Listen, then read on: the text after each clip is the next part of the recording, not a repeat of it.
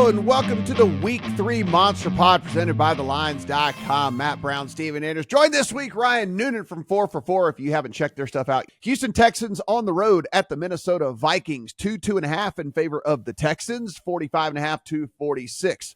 Ryan, I said the Saints were the most surprising team in the NFL so far, probably closely followed here by the Minnesota Vikings, who look competent with Sam Darnold under center there for this team. I guess a little bit of concern about Justin Jefferson this week, so maybe that is some reason to give at least a little bit of pause. But what do we see here in Texans heading into Minnesota? Yeah, he says he's going to play. I want to believe him. So that's, I think kind of where we're at in the line too, but definitely something to monitor, like, recording on a Friday morning. So this would make a massive impact to the handicap here. If we circle back to the pre-draft discourse, one of the parroted talking points that I actually think was viable was whatever quarterback in that draft was going to land in Minnesota, they were going to be a big winner of the process. All the ancillary parts that impact success, elite play caller, top tier weapons, were already in place. Like JJ McCarthy died so Sam Darnold could live. Like, congratulations to Sam Darnold to revive himself here because, he looks good. In picking up on the Giants, that's not really much. We don't care about that too much, but, nice home win against San Francisco. Again, they're beat up a little bit, but yeah, you'll take it. He looked sharp, and, I think he's going to continue to be put in positions to take care of business. Now, also on the other side here, the other wrinkle is the Minnesota defense. It's kind of like with basketball fans in the audience, I want to equate it to like back in the day with like Jim, Boeheim and the Syracuse defense. Like when you face that zone in the tournament, it's really hard to like scheme for in like a short week because it's just so different than everything else you see. And that's kind of what Brian Flores does defensively with the way that they, how they align and what they look like pre and post snap, how often they blitz, who blitzes, where they blitz from, like secondary guys, second level stuff versus just bringing their edge rushers and blitzing for all that stuff. So they're kind of hard to scheme against. Now, CJ Stroud, small sample, but he's been really good in his career against the blitz. 4th highest yards per attempt, success rate within the top 10. Looking at since he came in the league, 31 quarterbacks, he's been really good. Tank Dell, really good in these situations against cover 2 and the blitz. Same thing with Nico Collins. So I believe in some of the things that the Vikings are doing. I was interested in them this season. I think they were comfortably the 4th team in that division, but still frisky. Like they could go in and beat some good teams. That's kind of the case here. But I do think what we're seeing with the Texans is legit. This defense is strong. I like the Texans here. Under 3, I think is the right play. Ryan, it's Cam Akers season here in September 2024. That's pretty wild to say, right?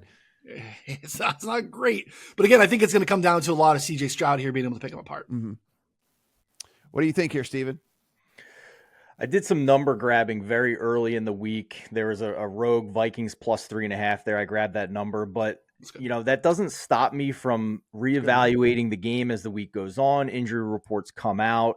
And potentially betting double on the other side if the number moves enough so I can, have a position on the side I think is right and also have a chance of, a bit of a middle. So even though I bet Vikings plus 3.5 really early in the week, just evaluating this now that we're at 2, I do have interest in the Texans here. And just philosophically, a couple of reasons why. Texans were really unlucky to not cover against the Bears. They were up 9, fumbled near the goal line. They probably should have covered that game. They dominated them in yards per play. The Vikings were more than a field goal underdog against the 49ers last week. Matt, I don't know if you agree or disagree, but at this point, I have the Texans rated pretty close to the 49ers. Maybe other people haven't moved the Texans up that far, but this roster is loaded. I mean, this roster is every bit as well-rounded as the 49ers and perhaps have the more talented quarterback as well. So I'm not sure if the 49ers were 3.5 on the road against the Vikings, if the Texans should be less than a field goal against the Vikings in the same spot a week later. So I think I'm probably going to add to this position and have some Texans -2 here. And if I do, I'll share it in our free Discord at thelines.com.